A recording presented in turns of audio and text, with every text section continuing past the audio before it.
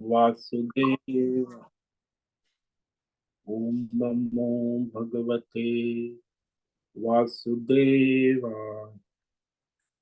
ओम नमो भगवते वासुदेवाय। ओम नमो भगवते वासुदेवाय। ओम नमो भगवते वासुदेवाय। ओम नमो भगवते वासुदेवाय। ओम नमो भगवते वासुदेवाय। ओम नमो भगवते वासुदेवाय। ओम नमो भगवते वासुदेवाय। ओम ओम ओम ओम श्री परमात्मने नमो नमः। ओम गं गणपतये नमो नमः। ओम सं सरस्वत्यै नमो नमः। ओम गुं गुरुभ्यो नमो नमः। ओम सहनाववतु सहनौ भुनक्तु सह वीर्यं ओम करवावहै। नमो नारायणाय। तेजस्विनावधीतमस्तु मा विद्विषावहै। ओम शांति शांति शांति। सदाशिवसमारम्भां शङ्कराचार्यमध्यमाम् अस्मदाचार्यपर्यन्तां वन्दे गुरुपरम्पराम्।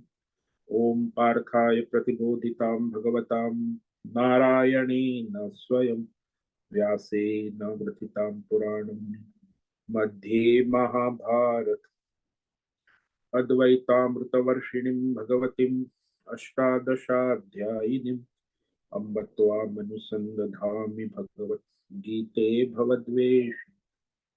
वसुदेवसुतं देवं कंसचाणूरमर्दनं देवकी परमानन्दं कृष्णं वन्दे जगद्गुरुं। नमस्ते परमं ब्रह्म सच्चिदानन्दरूप निर्गुणाय नमस्तुभ्यं ओंकाराय नमो नमः।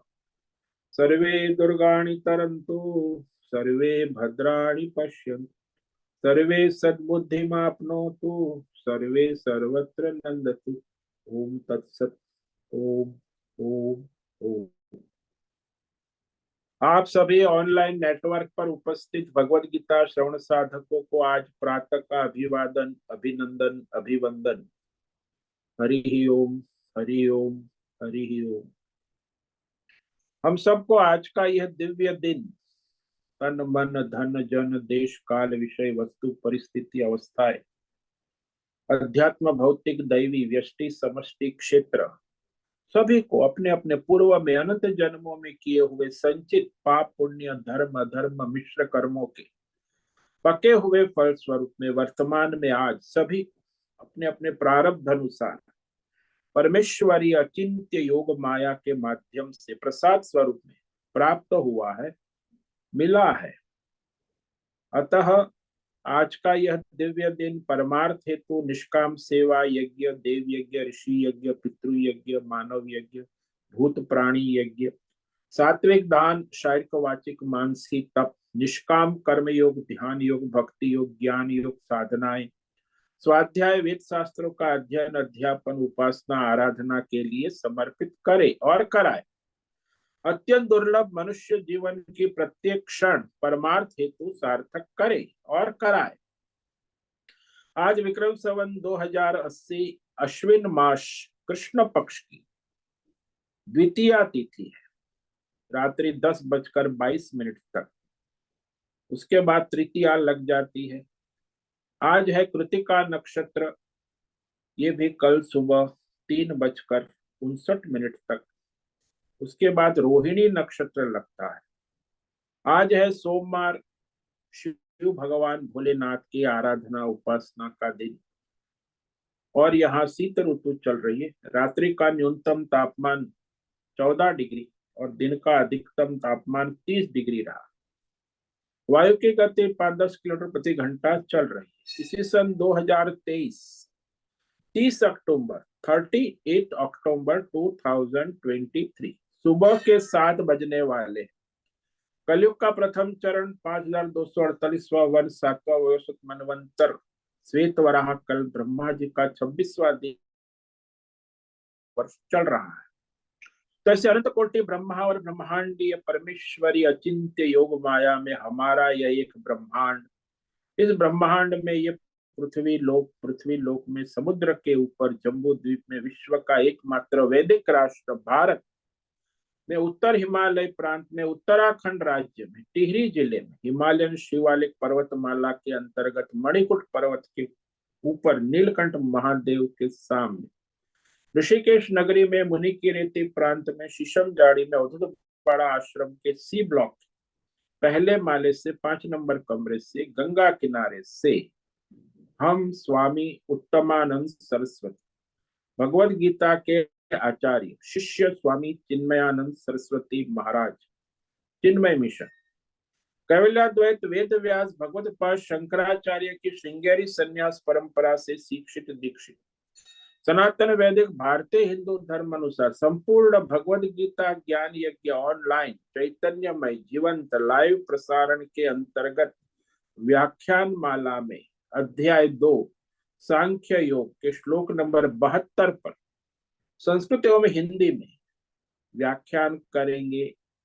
दिव्य पवित्र सरल व्यावहारिक सटीक पूर्ण वर्ण अक्षर पद वाक्य पंक्ति श्लोक अध्यायों की संगति संधि अन्वय शब्दार्थ वाक्यार्थ भावार्थ रहस्यार्थ के यथार्थ तात्पर्य सहित वैदिक शास्त्र वेद व्यास साहित्य शंकर भाष्य एवं परंपरागत सन्यासी आचार्यों की टीका टिप्पणी सहित आज का यह भगवद गीता व्याख्यान करेंगे।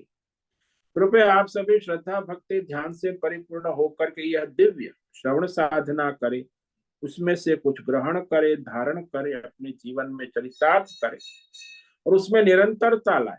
अपनी अपनी आध्यात्मिक भौतिक दैवी अशांति द्वंद्व मोह विक्षेपों से रहित होकर के अशास्त्रीय अधार्मिक भ्रम भ्रांतियों से रहित होकर के अपने अपने शरीर इंद्रिय प्राण मन वचन कर्म से एक रूप एकाग्र होकर के शुद्ध सात्विक सूक्ष्म वेद शास्त्र आचार्य परंपरा अनुसार भगवत विवेक बुद्धि करे। पुनः पुनः इस व्याख्यान का श्रवण करे, मनन करे, चिंतन करे, चर्चा विचारणा करे, प्रचार प्रसार करे, लिंक भेजे, ग्रुप में शेयर करे, अपना और सबका परम कल्याण करे। ओम तत्सत। ओम ओम ओम। तो कल हमने श्रीमद् भगवद गीता अध्याय 2 सांख्य योग के श्लोक नंबर 71 पर व्याख्यान किया था, जिसमें वो स्थित प्रज्ञ है वो संसार में शांति से अपने जीवन निर्वाह को कैसे चलाता, संसार में रहता है और अपने जीवन निर्वाह को व्यवहार कैसे चलाता। ये अर्जुन का चौथा प्रश्न था। तो उसी का उत्तर भगवान यहाँ 71वें श्लोक में दिए कि वह जो है उसमें 4 विशेषताएं भगवान ने बताई। तो वो संसार में विचरण करता है, चरती का संसार में लोगों के बीच में रहता है, विचरण करता है, लेकिन उसके 4 लक्षण बताए। विहाय कामान्य सर्वान् पुमांश्चरति निस्पृहः निर्ममो निरहंकारः स शांतिमधिगच्छति। तो वह स्थित प्रज्ञ आत्मज्ञानी भगवतमय जीवन जीने वाले महात्मा यानी सन्यासी, तो उसका पहला लक्षण बताया कि सभी सर्वान आध्यात्मिक भौतिक दैवी हर प्रकार की कामना से उपराम हो चुका है, यानी प्रारब्ध के अनुसार जीवन चलता है, अपनी कोई कामना नहीं, विहाय। दूसरा कहा निर्मम, संसार में कहीं संग राग, क्योंकि सब भगवान का है, तो मेरा तेरा ये ममता मोह नहीं है। निर्मम का ममता है, मोह ममता से रहित है, क्योंकि सब भगवान का है, तो मेरा कहने का कोई मतलब ही नहीं। फिर तीसरा कहा निरहंकार, तो वह अहंकार से रहित है। इसका ये अभिमान नहीं है कि मैं हूं, ये मेरा है। उसे ये स्पष्ट है कि मैं भगवान का हूं और सब भगवान का है, इसमें मैं अपना कुछ है ही नहीं। और निस्पृह कहा, निष्काम। निष्काम तो होता ही है, कोई स्पृहा नहीं है, संतुष्ट रहे। निस्पृह का मतलब होते है सदा सर्वत्र संतुष्ट। जाहि विधि राखे राम, ताहि विधि रही। तो वहां उसे संतुष्ट रहता है और संसार में प्रारब्ध के अनुसार विचरण करता है। उसके शरीर का निर्वाह, जीवन का निर्वाह, व्यष्टि समष्टि कार्य होता है। सर्वान कामान विहाय का, कोई भी स्थान, व्यक्ति, कोई वस्तु में आसक्ति नहीं। देश काल विषय भौतिक अध्यात्म दैव, इसीलिए वह परम शांतिम यानी मोक्ष को, मुक्ति को प्राप्त है। अधिगच्छति का, तो अधिगच्छति के दो अर्थ होते, प्राप्त होता है और शांति को प्राप्त है। अब यहाँ ये जो संसार में दो प्रकार के होते हैं ना, एक आत्मज्ञानी है, निष्काम योगी, और दूसरे साधक है जो सकाम योगी है, सकाम। तो ये जो है निष्काम है, सकाम नहीं है, उसे कोई कामना, इसलिए पहले क्या, विहाय सर्वान कामा, सभी कामनाओं। लेकिन जो सकाम साधक होता है, कामना वाला होता है, वह भी अपने स्वधर्म, कर्तव्य, कर्म प्रारब्ध अनुसार करता है। तो सकाम कर्म योगी है, फल की आशा रखता है, संस्थाएं चलाता है। सकाम ध्यान योगी है, फल की आशा रखता है, संस्था चलाता है। सकाम भक्ति योगी है, फल की आशा रखता है, संस्थाएं चलाता है। सकाम ज्ञान योगी है, फल की आशा रखता है, संस्थाएं चला। तो आजकल जो ये संस्थाएं आध्यात्म के सब सकाम चल, वो ज्ञानी है, जीवन मुक्त है, आत्मज्ञानी है, उससे कोई फल की आशा नहीं है, कोई संस्था नहीं है। उसका तो एक ही संस्था है, परमात्मा। परमात्मा ही संस्था है, तो उसे कोई फल की आशा भी नहीं है। भगवान जैसे प्रारब्ध के अनुसार चलाते हैं, ऐसे वो चलता है, व्यष्टि समष्टि कार्य करता है। तो वो जो है सकाम कर्म योगी जो है, उससे ये निष्काम सांख्य योगी कहा कि वह जो है उसका जीवन परमार्थ में समर्पित हो चुका है, इसीलिए वह परमार्थ में ही स्थित रहता है। तो ये चार लक्षण आ गए उसमें, इसीलिए वह संसार में ममता रहित, अभिमान रहित, वो स्थित प्रज्ञ की सारी कामना, भौतिक अध्यात्म दैव को छोड़कर स्पृहा रहित, तृष्णा रहित, विषयों की भोग लालसा से रहित हुआ, संसार में प्रारब्ध अनुसार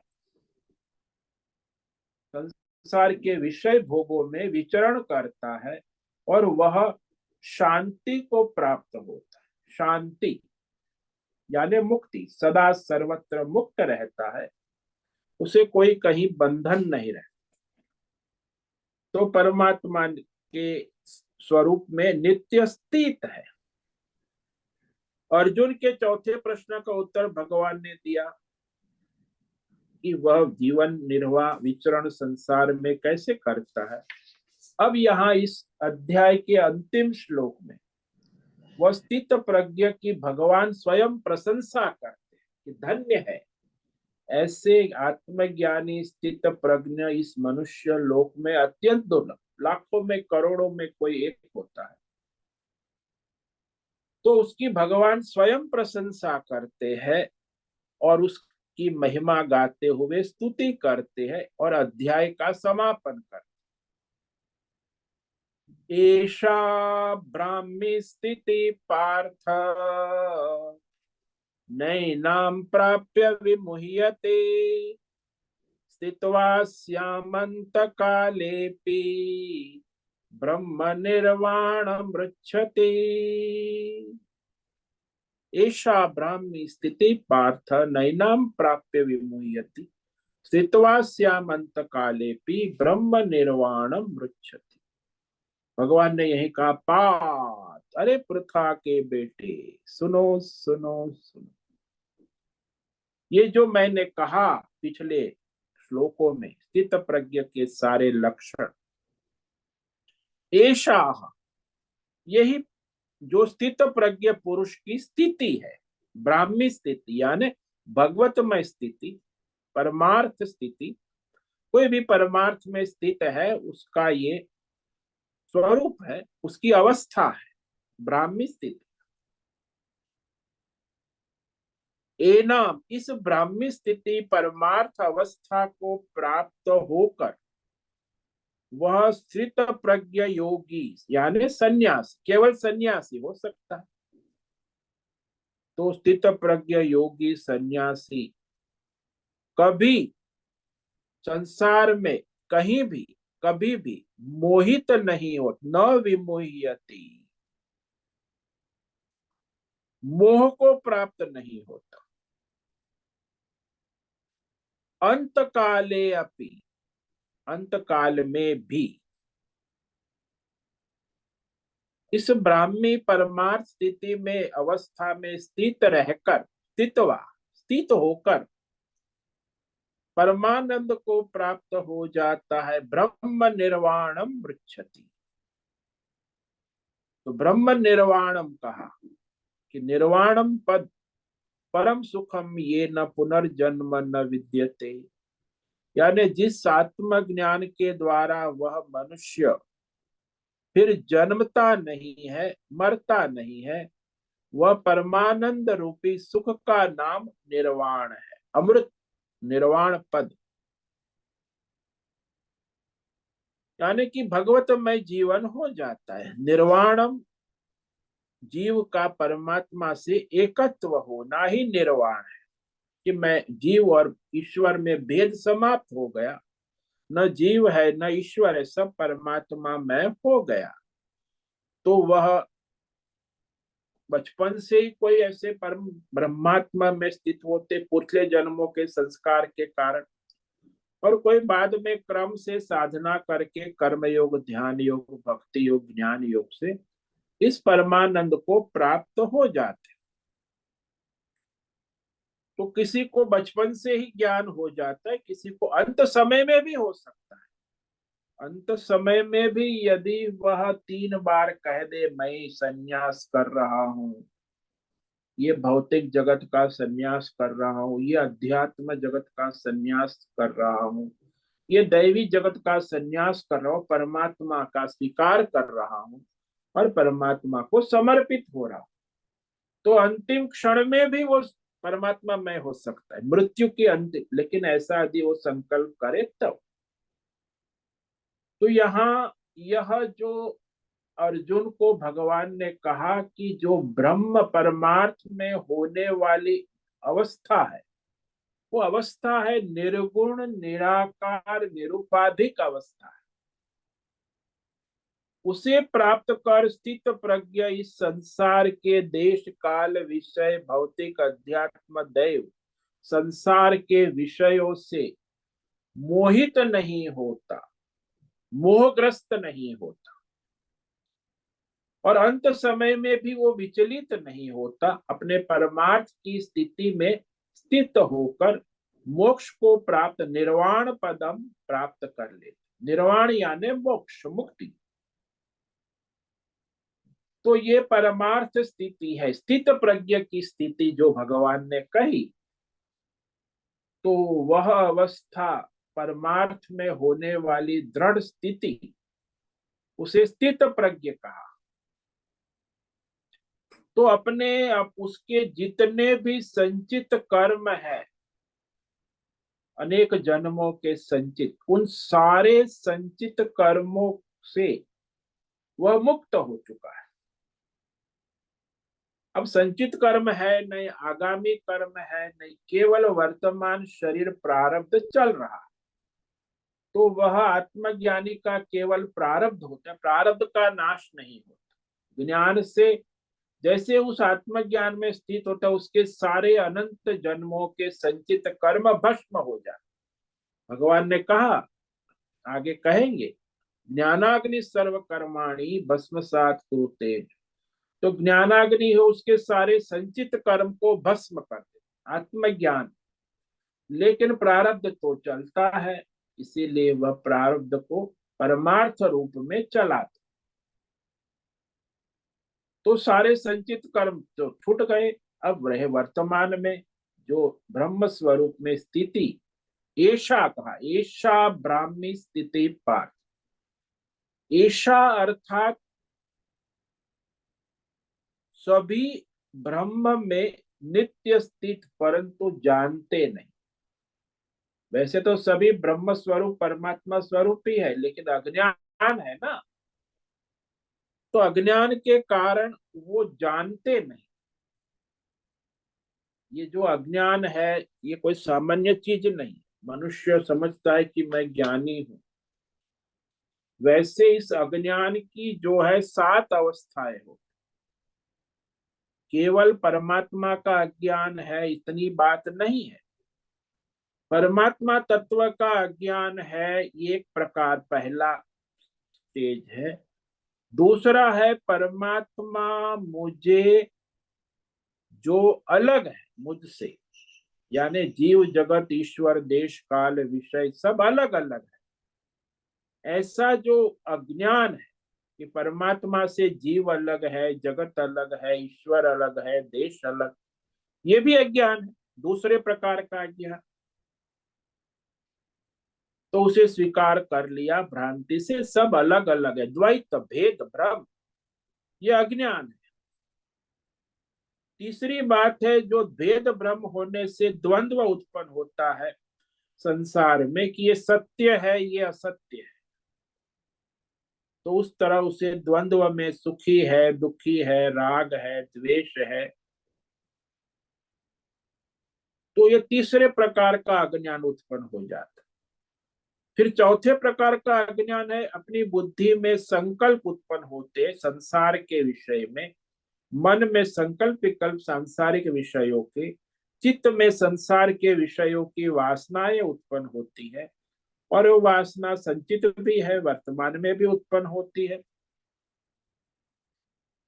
तो ये चौथे प्रकार का अज्ञान हो जाता। पांचवा है 10 इंद्रियों के द्वारा सुख प्राप्ति के लिए प्रयत्न करना। तो ये सुख प्राप्ति का प्रयत्न और दुख का निवारण करना, ये भी अज्ञान। वो तो प्रारंभ से आता है जब, लेकिन वो अपने प्रयत्न करते, सारी दुनिया सभी करते, सरकार व्यष्टि समष्टि।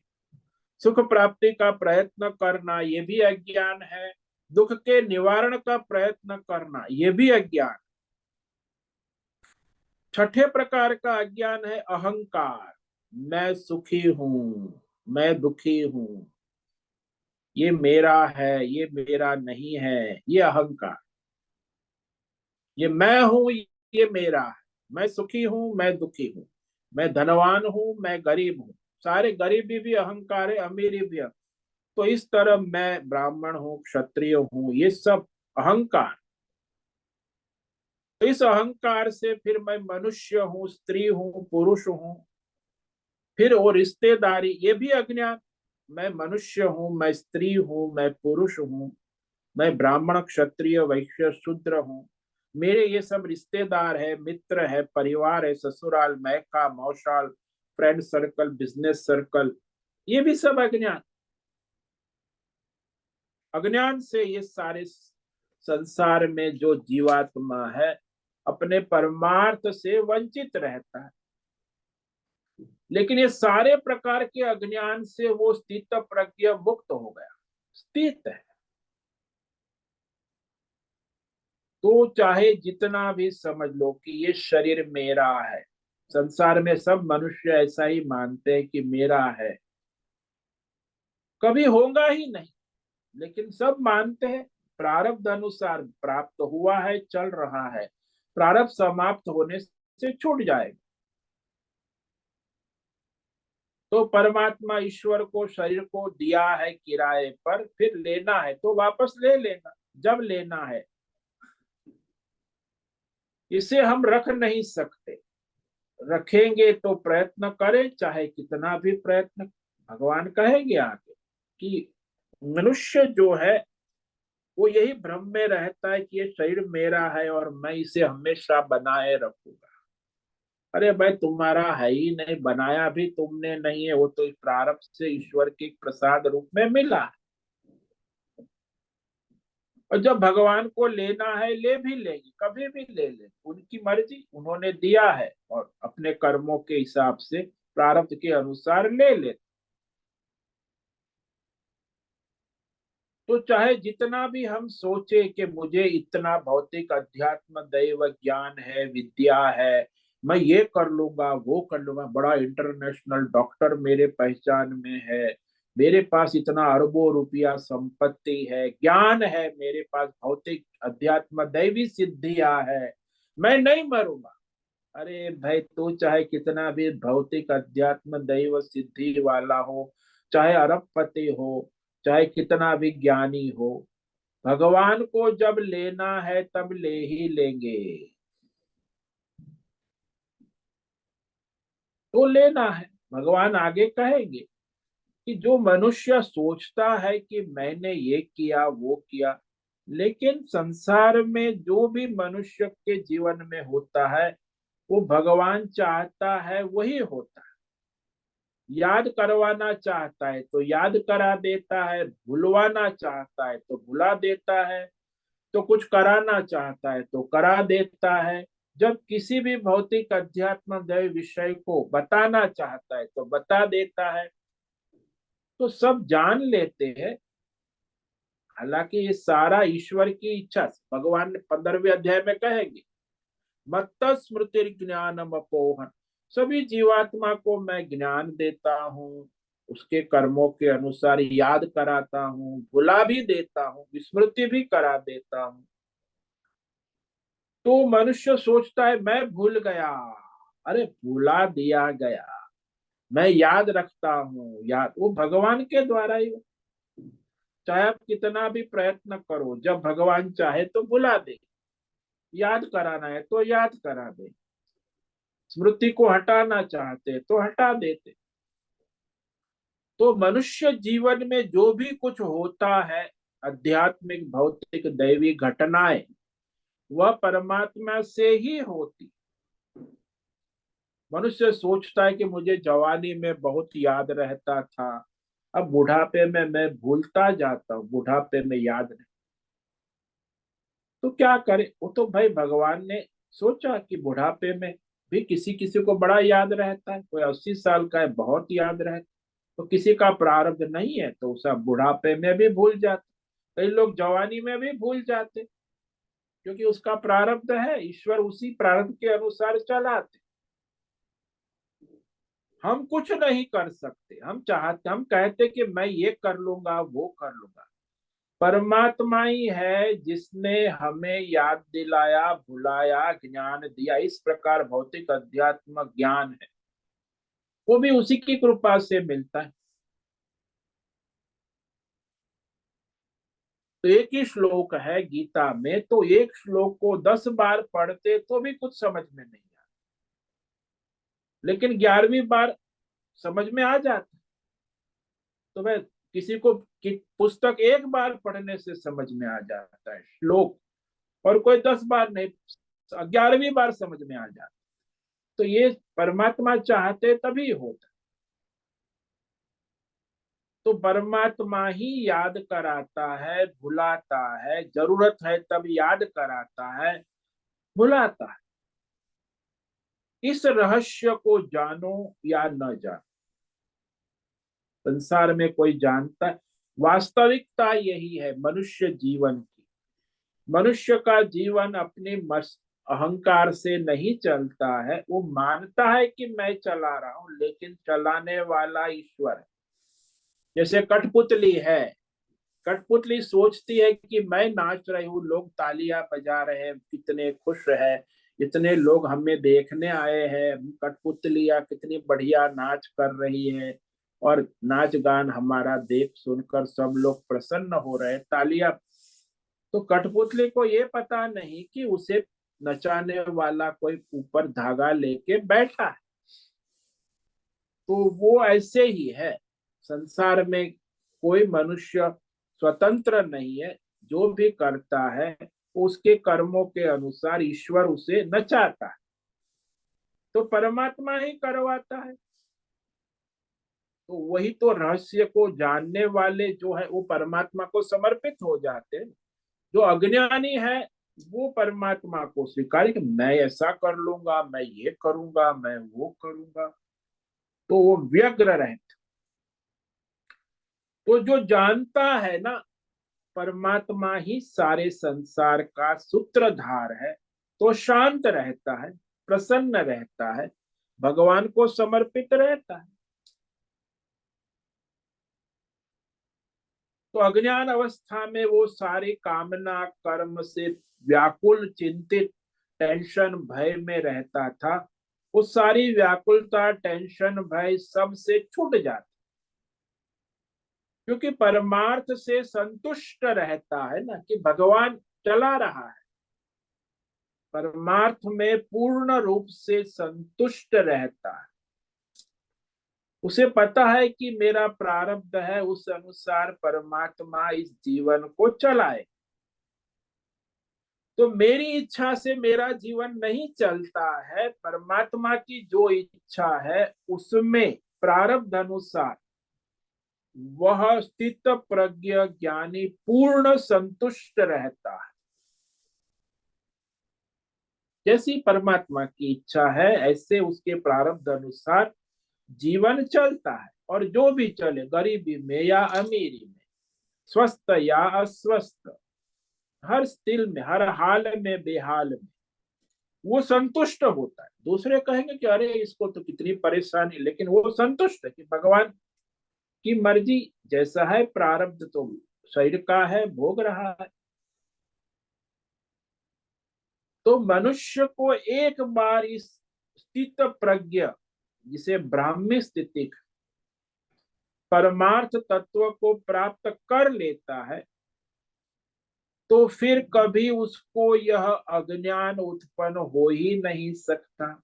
जो मैंने अभी कहा 7 प्रकार के अज्ञान, ये अज्ञान से वो हमेशा के लिए मुक्त हो जाता, किसी भी प्रकार का अज्ञान उत्पन्न नहीं हो सकता।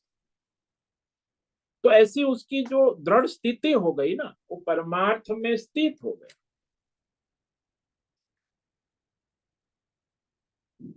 तो यहाँ कहा कि ये यदि सच्ची बात है, यदि न हो तो, मानी हुई हो तो ऐसा नहीं हो सकता। ईश्वर है, उसी की सत्ता है, ये मनुष्य को स्वीकार करना आसान नहीं। ज्यादातर जो बुद्धिजीवी वर्ग है आजकल, जैसे वृंदावन व्रज धाम में कृष्ण के साथ सब बाल गोपाल खेलते थे, तो कृष्ण के रूप में ही थे, लेकिन हमें लगता है कि ये बाल गोपाल और कृष्ण अलग अलग, अलग नहीं, सब एक ही कृष्ण रूप ही है। वृंदावन में जो भी है सब कृष्ण रूप ही है। पत्थर की मूर्ति को हम कृष्ण रूप मानते हैं, लेकिन वह कृष्ण ही है। मूर्ति पत्थर ही रह जाती है। हम सोचते हैं कि ये पत्थर है कि भगवान। भाई आप पत्थर और भगवान का विवेक करते हो तो उसमें पत्थर और भगवान में कोई अंतर नहीं, एक ही है सारा परमात्मा का। कृष्ण भी परमात्मा का स्वरूप है, कृष्ण की मूर्ति भी परमात्मा का ही स्वरूप। ग्वाल बाल भी परमात्मा का स्वरूप है, कृष्ण भी अवतार भी तो ऐसे जो भेद भ्रम होता है ना, परमार्थ दृष्टि न होने के कारण ही संसार में, ईश्वर में, जीव में, जगत में, देवी देवताओं में अनेक प्रकार के भेद भ्रम उत्पन्न, वो अज्ञान के कारण भेद भ्रम होते हैं। वास्तव में तो परमात्मा ही है। हम चाहे जितने भी भेद भ्रम विचार कर ले, लेकिन वह तत्व तो परमात्मा ही रह जाए, और परमात्मा ही है, इसीलिए जो कि कुछ है वो सब परमात्मा का ही। जैसे हम कहे कि जितने भी गहने हैं, वो गहने का मालिक कौन है? गहने का मालिक केवल सोना ही है, सुनार नहीं है, क्योंकि वो गहने सारे सुवर्ण के अधीन है, सुवर्ण से चमक रहे हैं। गहने का अपना कोई स्वतंत्र अस्तित्व है ही नहीं। गहनों का मालिक तो केवल सोना ही है और वही चमकता है। लेकिन हम मानते हैं कि गहनों का मालिक सुनार है, गहनों के मालिक गहने खरीदने वाला है। वास्तव में तो सोना ही मालिक है। ऐसे ही संसार में जितना भी विषय, सब का सब केवल परमात्मा का ही है। इसे तत्व ज्ञान कहते, आत्मज्ञान। यह जो आत्मज्ञान है, वही ब्राह्मी स्थिति यहाँ कहा, ये सनातन सत्य है। बाकी सब सत्य असत्य बदलता रहे।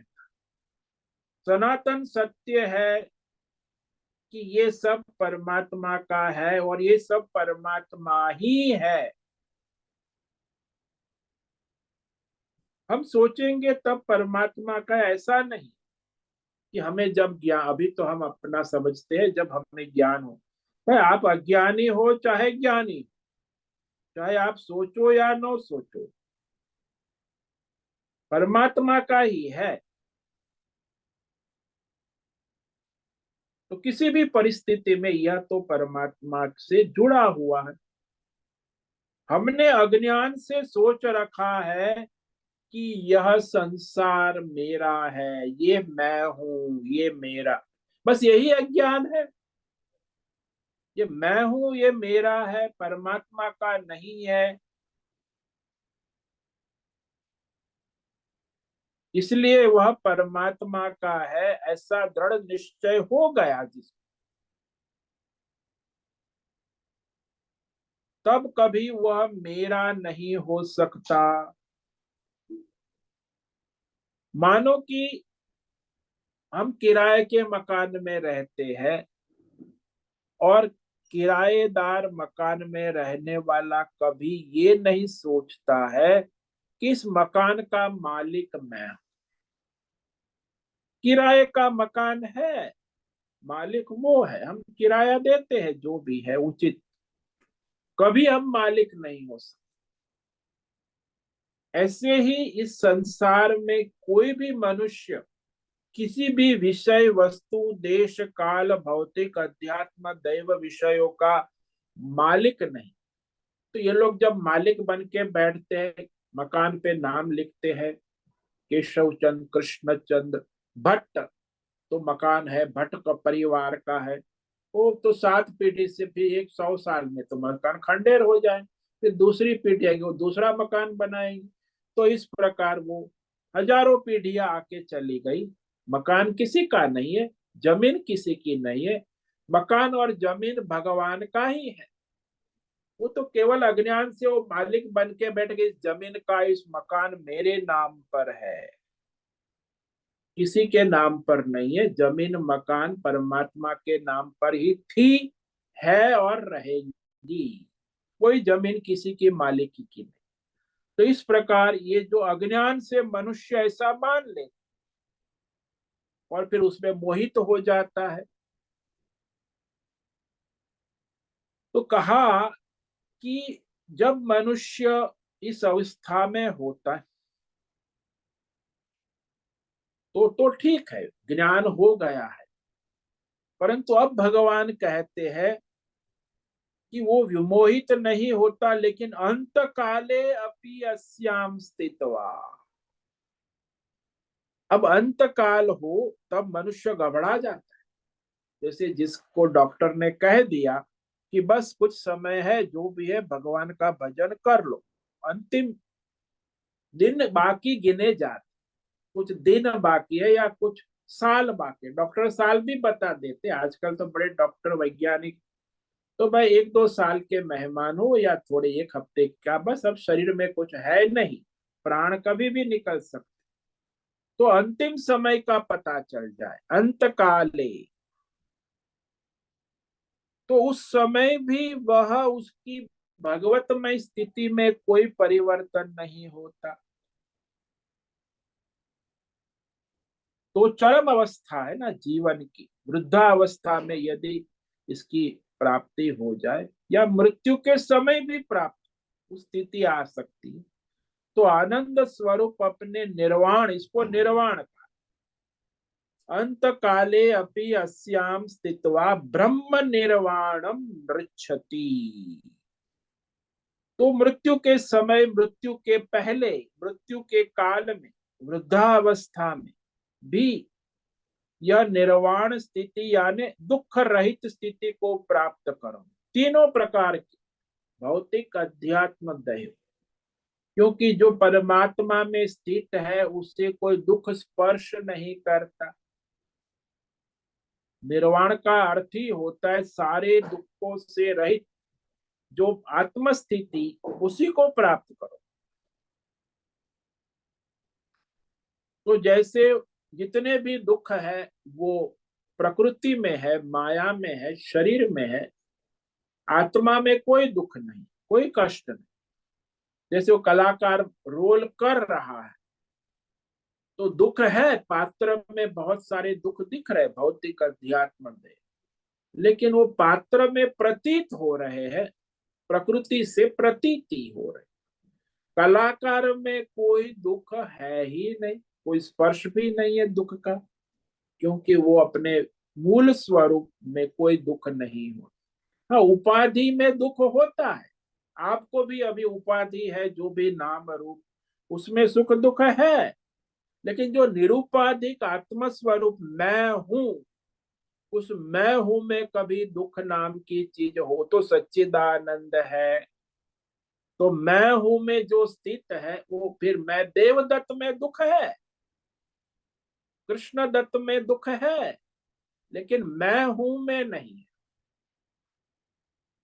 तो उस मैं हूं में जिसकी स्थिति हो गई है, किसी की बचपन में हो जाती है, किसी की जवानी में, या किसी के वृद्धावस्था या अंत समय में भी मैं हूं, केवल मैं ही हूं, ये मैं देवदत्त नहीं हूं, शरीर मैं नहीं हूं, ऐसा यदि किसी को ज्ञान हो जाए, अज्ञान मिट जाए, तो फिर उसे अंतिम क्षण में भी वो भगवतमय हो जाते हैं, उसका परमार्थ सिद्ध हो जाता, कभी भी जग सकता है, अंतिम समय में भी इस परमार्थ में स्थिति हो सकती। तो आत्मा विवेक जगे वैसे पूरी तत्परता से वह यदि लगा हुआ है तो परमार्थ दर्शन उसको हो ही जाता है। जो ईमानदार है, निष्काम साधक है, उसके लिए तो कोई परेशानी है ही। हाँ, जो सकाम साधक है उसे परेशानी होती है। निष्काम योग साधक को मृत्यु से काफी पूर्व ही इस आत्म तत्व का लाभ मिल जाता है। तो यहाँ यही है कि जो ईमानदार है, ईमानदारी से, निष्काम भाव से अपनी साधना करता है, तो उसे इसी जीते जी ही परमार्थ लाभ हो जाता है। नहीं तो फिर थोड़ा जो सकाम है, कामना वाला है, तो उसे अंत समय में भी लाभ हो सकता है, परम लाभ मिल जाता है, यदि कोई प्रतिबंध ना हो, संसारिक प्रारब्ध हो तो अंत में भी मिल जाता। लेकिन जो लोग सोचे कि अंत काल में हो जाएगा, अभी पूरे संसार भोग कर ले तो अंत काल में कर लेंगे, यह सोचकर विलंब करने वाले वास्तव में पूर्ण विवेकी नहीं हो सकते। तो जिसका विवेक जागृत हो चुका है, तो वह यह विवेक दृढ़, जिसका जो मुमुक्षु कहते हैं, तो निष्काम योग साधना से तत्काल प्रवृत्त होता है। बल्कि बाद में निष्काम, अब तो हम सकाम कर लेते हैं, ऐसा नहीं, तत्काल अभी ही वो निष्काम योगी बन जाता है, तत्काल उसमें प्रवृत्त होता है। तो फिर उसके लिए संभावनाएं बढ़ जाती है, लेकिन वो बाद में हम करेंगे, अभी तो संसार में ये सब करना बाकी है। तो निष्काम नहीं, अभी तो सकाम ही करेंगे। तो सकाम और निष्काम में कोई क्रम नहीं है। ये भी एक बड़ी भ्रमणा है लोगों को, कि हम सकाम कर लेंगे बाद में निष्काम करेंगे। अरे ऐसा नहीं है। अभी यहाँ आप नाश्ता करोगे तो सकाम भी कर सकते हो, निष्काम भी। नाश्ते समय आप कहो कि ये ऐसा है वैसा है, ये हमें पसंद है पसंद नहीं है, ये अच्छा है, तो ये सारा जो कहते हो, तो वो आप सकाम नाश्ता कर। और वही नाश्ता आप भगवान को भोग लगाकर, भगवान का नाम स्मरण करते हुए भगवान को अर्पण करते हो, तो वही आपका नाश्ता निष्काम हो जाता। बस दो ही है, एक मैं और मेरा कर्म है, और एक है ईश्वर की सेवा समर्पण। कर्म तो वही रहेगा। इसमें बड़ा भ्रम है लोगों को कि बाद में होता है निष्काम, पहले सकाम, फिर क्रम नहीं है। अभी और यहाँ कोई भी साधक विवेक हो गया है, तो वो अभी ही अपना निष्काम योग तत्काल प्रवृत्त हो जाता है, बाद में नहीं। तो उसका परमार्थ योग सिद्ध हो जाता है। तो इस प्रकार आज हमने ये जो श्लोक है, इस अध्याय का अंतिम श्लोक, इसमें भगवान ने जो स्थित प्रज्ञ है उसकी जो जीवन शेष बचा है और मृत्यु के समय की स्थिति का निरूपण किया है। और वह साधक फिर विचलित नहीं होता। जैसे पहले निष्काम कर्म योग किया, उसका फल उसकी बुद्धि परमात्मा में स्थिर हो गई, और परमार्थ में बुद्धि स्थिर हो गई, तो उसे आत्म साक्षात्कार हो गया, ज्ञान हो गया, वही उसकी परमार्थ स्थिति हो गई। सकाम से नहीं हो सकती। सारे निष्काम कर्म योग का फल ही बुद्धि की शुद्धि है। बुद्धि भगवतमय हो, तो ईश्वर के लिए कर्म कर रहा है तो बुद्धि ईश्वरमय हो जाती, जीवन ईश्वरमय हो जाती, और उसी से उसे परमात्मा स्थिति प्राप्त हो जाती। तो इस श्लोक का यहाँ समापन होता है, इस अध्याय का भी समापन होता है। ओम तत्सदिति श्रीमद् भगवद गीतासु उपनिषत्सु ब्रह्म विद्यायां योग शास्त्रे श्री कृष्णार्जुन संवादे सांख्य योगो नाम द्वितीयोऽध्यायः।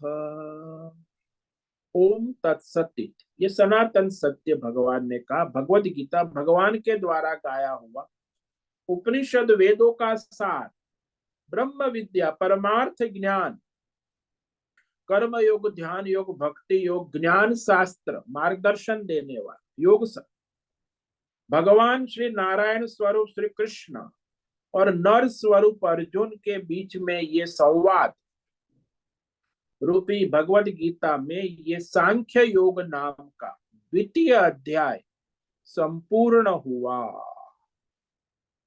तो इस श्लोक का संक्षेप में सार कह देते हैं।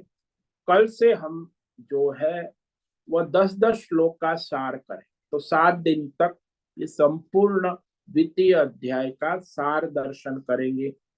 तो कल से 10 श्लोक रोज, तो 7 दिन चलेंगे। उसके बाद तृतीय अध्याय का प्रारंभ होगा 1 सप्ताह के बाद। तो आज ये द्वितीय अध्याय ईश्वर की अनन्य है, तो कृपा से ऑनलाइन हमारा ये द्वितीय अध्याय संपूर्ण हो रहा है। और इस अंतिम श्लोक को फिर से एक बार संक्षेप में कह देते। एषा ब्राह्मी स्थिति पार्थ नैनां प्राप्य विमुह्यते स्थित्वा स्यामंत कालेपे ब्रह्म निर्वाण मृच्छते।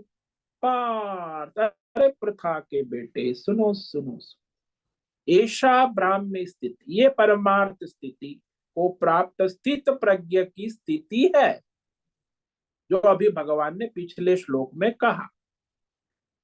इस परमार्थ स्थिति, स्थित प्रज्ञ की स्थिति को प्राप्त होकर वह कभी मोहित नहीं होता, यानी संसार की मोह माया से मोहित नहीं, न विमोहित, यानी अहम मम से रहित हो जाता। मेरा मेरा तेरा, मैं मेरा तू तेरा, ये सब मोह से रहित, मोह माया से। और अंत काल में भी, यदि वृद्धावस्था है, मृत्यु तो कभी होना ही है, आयु समाप्त हुई, अंतिम आयु में भी, मरने से पहले भी, तो वह ब्राह्मी स्थिति में स्थित होकर ब्रह्म निर्वाणम मृच्छति, भगवतमय स्थिति में स्थित हो जाता। निर्वाणम यानी परमम सुखम, निर्वाणम आनंदम। तो निर्वाण का अर्थ है सारे दुखों से रहित परम आनंद की स्थिति को प्राप्त हो जाते हैं। ओम नमो नारायणाय, ओम नमो नारायणाय, ओम नमो नारायणाय, ओम नमो नारायणाय, ओम नमो नारायणाय। कायेन वाचा मनसेन्द्रियेण वा बुद्ध्यात्मना वा प्रकृते स्वभावः करोमि यद्यत् सकलं परस्मै नारायणायेति समर्पयामि। ओम सर्वे भवन्तु सुखिनः, सर्वे सन्तु निरामया, सर्वे भद्राणि पश्यन्तु, मा कश्चित् दुःखमाप्नुयात्। अस्तु मा सद्गमय, तमसो मा ज्योतिर्गमय, मृत्योर्मामृतंगमय। ओम पूर्णमद पूर्णमिदं पूर्णात् पूर्णमुदच्यते पूर्णस्य पूर्णमादाय पूर्णमेवावशिष्यते। ओम शांति शांति शांति। शंकरं शंकराचार्यं केशवं बादरायणं सूत्र भाष्य कृतौ वंदे भगवन्तौ पुनः पुनः।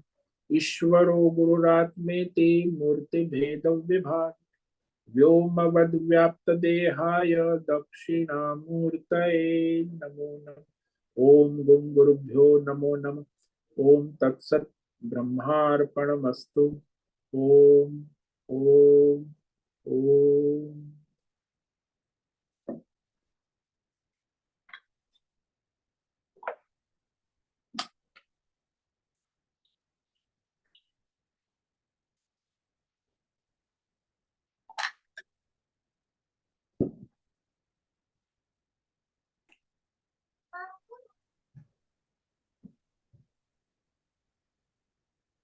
हरिओम हरिओम हरिओम स्वामी जी। हरिओम, बोलो बद्रेश। स्वामी जी, ये जो अध्याय 2 सांख्य योग में भगवान ने सांख्य योगी का जो ध्यान कराया, और ये जो सांख्य योगी जो है तत्वज्ञानी,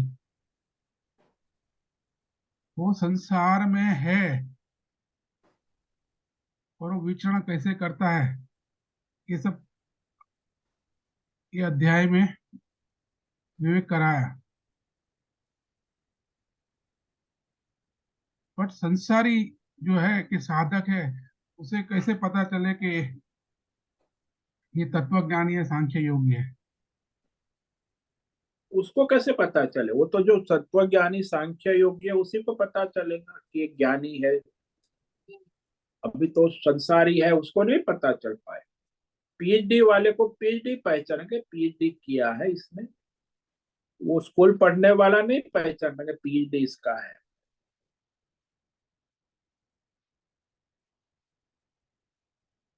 उसकी जो महिमा है वो वही जानेगा, सामान्य मनुष्य कैसे जान पाएगा?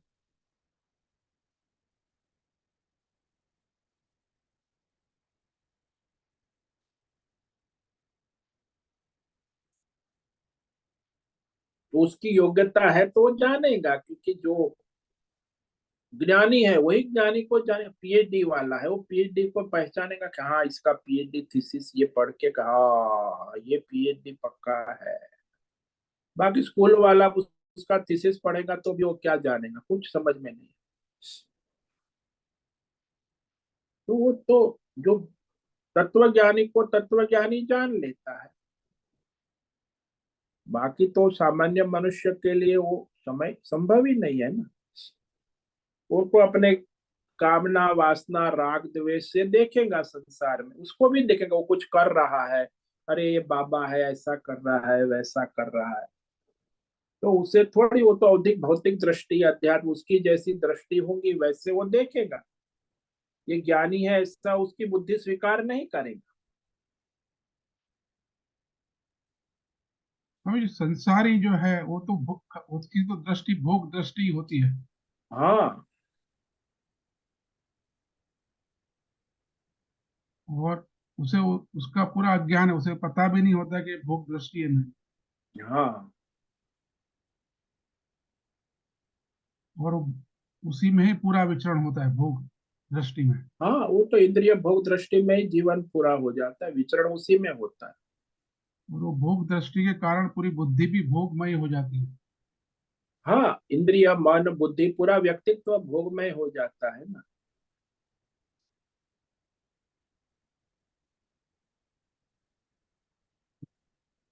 तत्वज्ञानी है तो उसकी दृष्टि पूरी परमात्मामय हो जाती है।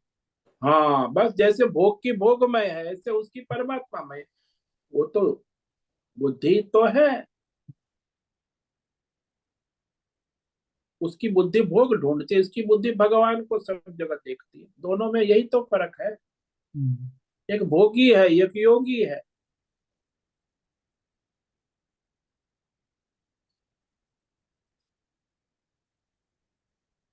और ये जो कर्म योग है, ध्यान योग है, भक्ति योग है, ज्ञान योग है, ये वो, वो जो है वो रास्ता है भोग दृष्टि हाँ से भगवान दृष्टि की ओर जाना।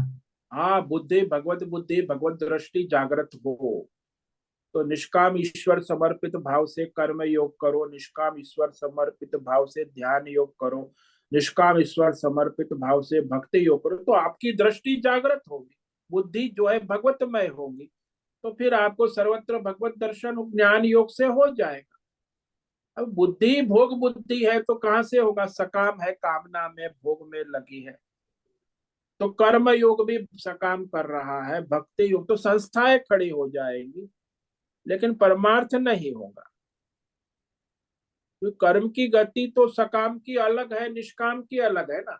सकाम हम्म। की गति संसार है, निष्काम की गति परमार्थ है, दोनों के रास्ते ही अलग है।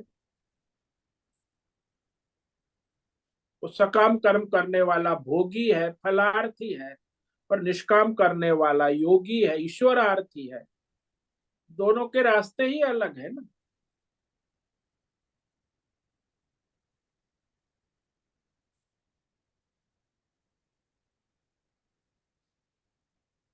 तो जो धर्मार्थी होता है वो भी दो प्रकार के हो गए, सकाम और निष्काम। धर्म शास्त्र परंपरा अनुसार फल चाहने वाला धर्मात्मा, और धर्म कर्म शास्त्र परंपरा अनुसार ईश्वरार्थी साधक, दोनों का प्रारब्ध तो रहेगा, स्वधर्म कर्तव्य भी रहेगा, लेकिन एक की ईश्वरार्थ बुद्धि है, एक की फलार्थ बुद्धि है। फायदा क्या हो संसार में, लाभ। तो ये बुद्धि का ही फर्क है ना। जिसकी बुद्धि का निश्चय ईश्वरार्थ है तो ईश्वरार्थी व्यवहार होगा, जिसकी बुद्धि का निश्चय फलार्थी है, सकाम है, तो उसका व्यवहार सब सकाम होगा। जैसे मैंने अभी दृष्टांत दिया कि आप नाश्ता करोगे, तो आप यदि सकाम हो भोगी हो तो फिर हाँ हो ये बढ़िया इडली सांभर डोसा ये चटनी तो आज बहुत बढ़िया बनी है, बड़ा मजा आ गया ये है, तो भोग कर लिया, भोगी है, नाश्ता किया। और योगी है पर ईश्वरार्थी है, तो हाथ जोड़ेगा, प्रार्थना करेगा, मंत्र बोलेगा, भगवान का स्मरण करेगा, और भगवान का स्मरण करते हुए भगवत प्रसाद बुद्धि से भगवान को अर्पण करेगा। नाश्ता तो दोनों करेंगे, भोगी भी करेगा और योगी भी करेगा, वही चीज है, वही टेबल है, दोनों की बुद्धि में फर्क है ना। एक की बुद्धि भोग बुद्धि, निश्चया भोगात्मक, निश्चयात्मक तो अनिश्चयात्मक बुद्धि है, परमार्थ के विषय में निश्चयात्मक बुद्धि नहीं। कई बार वो दूसरे होते, दोनों करते, भोग और योग दोनों, मिश्र खिचड़ी भी पका, ऐसी भी वेरायटी होती है। मैं नाश्ता के पहले प्रार्थना करेगा, फिर हाँ वो ये बढ़िया है, ऐसा हुआ, फिर प्रार्थना करेगा, तो वो भोगी और योगी मिश्र प्रकार का है ना। तो ऐसे भी साधक होते हैं जो अच्छा है कि इतना तो करते हो, कुछ नहीं करता है उससे तो ये अच्छा है, थोड़ा योग भोग मिश्र कर रहा है, साधक बन जाता है। लेकिन योगी है, उसकी बुद्धि निश्चयात्मक। तो साधक का जीवन तो भोगी योगी मिश्र ही रहता है ना।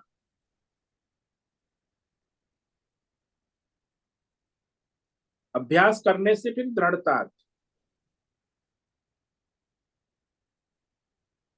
अभ्यास ही तो है ना, साधक की अवस्था ही अभ्यास है। हाँ, निरंतर अभ्यास से साधना, सावधानी। हाँ स्वामी जी, क्लियर हुआ। ओम ओम नमो नारायण। ओम नमो नारायण। ठीक है, आज का सभी साधकों को आज का ओम नमो नारायणाय, सबको आज का ओम नमो नारायण। साधकों को आज का ओम नमो ओम नारायण। नमो नारायण नारायण स्वामी जी। सभी को ओम ओम नमो नमो नारायण नारायण। स्वामी जी। ओम नमो नारायण स्वामी जी। ओम नमो से निवेदन है आज का ओम सत्संग। नमो नारायण आय स्वामी जी। ओम नमो का यह नारायण। दिव्य सत्संग हम यही पूर्ण करते हैं। सभी साधकों को ओम नमो नारायण। सभी साधकों को ओम नमो नारायणाय।